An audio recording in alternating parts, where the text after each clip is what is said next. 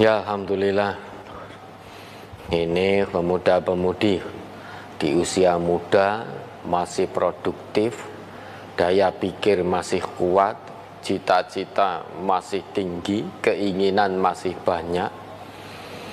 Namun alhamdulillah, kesehatan, kekuatan daya pikir, kesehatan yang masih prima, meski punya banyak keinginan, namun semua itu digunakan dalam ketaatan kepada Allah, berusaha untuk bisa menjadi baik.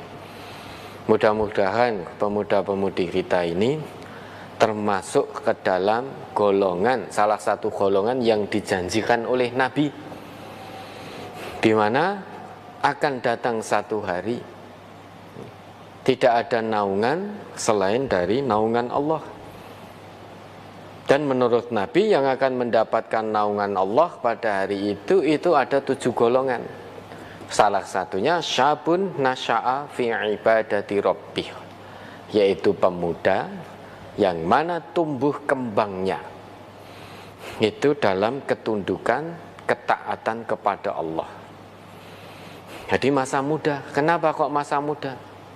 Kenapa kok tidak ada wasyaikhun nasya'a fi ibadati rabbih? Kenapa kok tidak ada orang yang sepuh tumbuh kembangnya dalam ketaatan kepada Allah? Kok tidak disebut itu? Karena orang tua itu wajar, orang tua eling mati itu wajar, terus nyedak ning Gusti Allah itu wajar. Karena wong tua arep ngopo meneh toh? Mau maksiat sudah tidak seprima dulu ketika muda. Ujuk-ujuknya masjid kita ini sekarang sing ngebaki biasanya orang-orang yang sudah sepuh. Lah jenapa melih Pak, wong pun pensiun. Karek ngumpul ke sangu mati.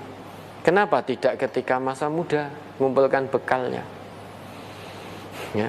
Nah, hadis itu disebutkan masa muda karena memang kita usia muda itu sudah mau apapun bisa. Mau taat pada Allah betul, potensi kita masih kuat, fisik masih kuat, kesehatan masih prima, daya pikir masih kuat.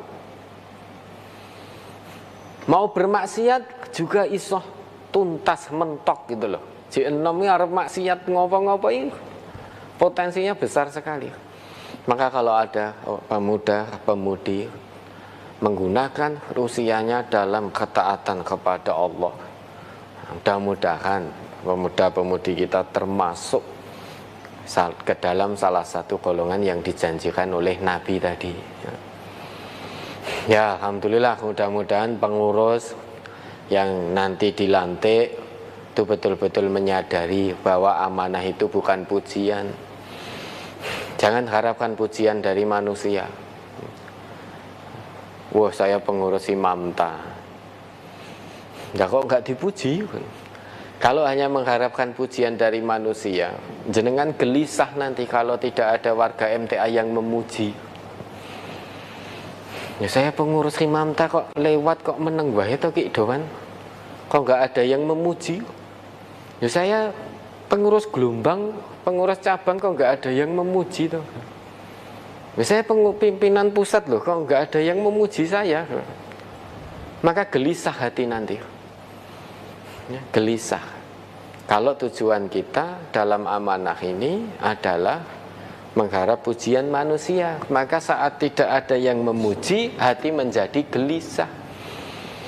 Karena biasanya itu orang yang harapannya pujian dari manusia, biasanya dia akan gila hormat. Gandeng itu, pujian itu gandeng dengan gila hormat. Awalnya ingin dipuji, lama-lama ingin dihormati, biar orang munduk-munduk di depannya. Munduk-munduk nggak peduli munduke secara tulus ikhlas apa lelamisan, saya nggak peduli, yang penting munduk-munduk di hadapanku. Ibaratnya munduk-munduk itu ibaratnya saya meludah, ludah saya jadi emas. Itu kalau orang tujuannya pujian dan gila hormat dari manusia. Saat ada orang yang tidak muji, saat ada orang yang tidak menghormatinya, artinya menghormati itu biasa sajalah.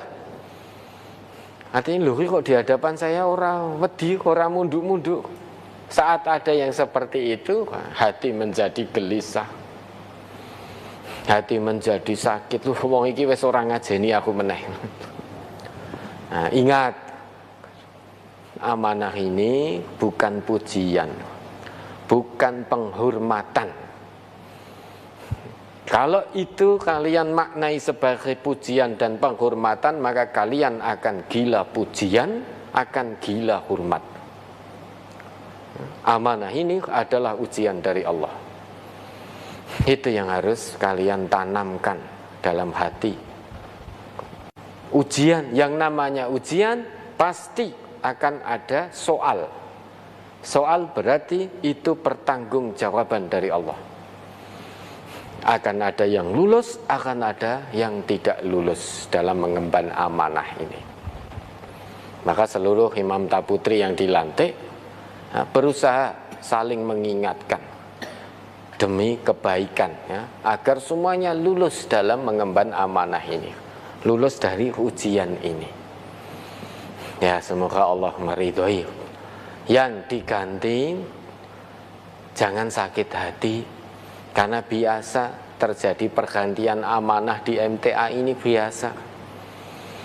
Yang mengganti bukan berarti lebih pandai daripada yang diganti. Yang diganti bukan berarti kurang pandai daripada yang mengganti. Maka kalau diganti jangan sakit hati, karena pergerakan MTA ini ruhnya adalah lillah, billah, fillah.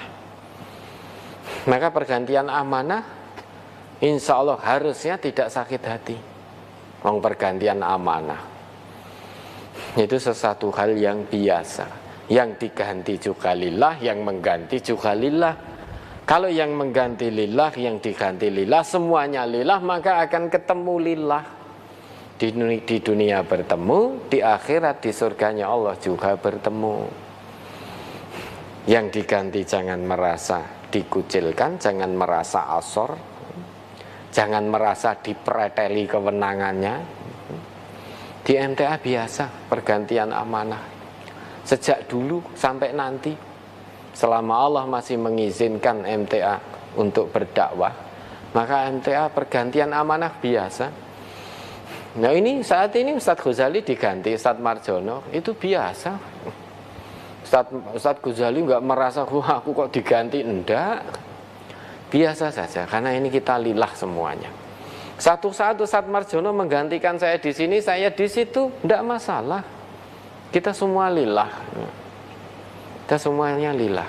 Siapapun kita dididik selama ini untuk siap mendengarkan dan siap didengarkan, siap mengatur dan siap diatur, siap menasihati dan siap dinasihati, siap menegur dan siap ditegur.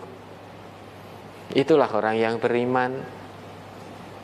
Tawasau bil haq, tawasau bis sabr. Maka siap kita mau ditegur alhamdulillah, dan juga siap menegur karena lillah, karena Allah. Ya, mudah-mudahan Allah meridhai perjalanan Imam Ta murni untuk dakwah. Kalau melenceng dari dakwah, melenceng dari lillah, ada kepentingan-kepentingan, ambisi-ambisi di situ, mudah-mudahan Allah tidak meridhai dan Allah menghancurkan Imam Ta kalau ada ambisi-ambisi pribadi di situ. Mudah-mudahan selama itu tetap dalam koridor agama Allah, pergerakannya hanya lillah, semua aktivitas Imam Ta baik putra maupun putri hanya mengharap ridha Allah, mudah-mudahan Allah meridhai. Ya. Ada lagi Ustaz?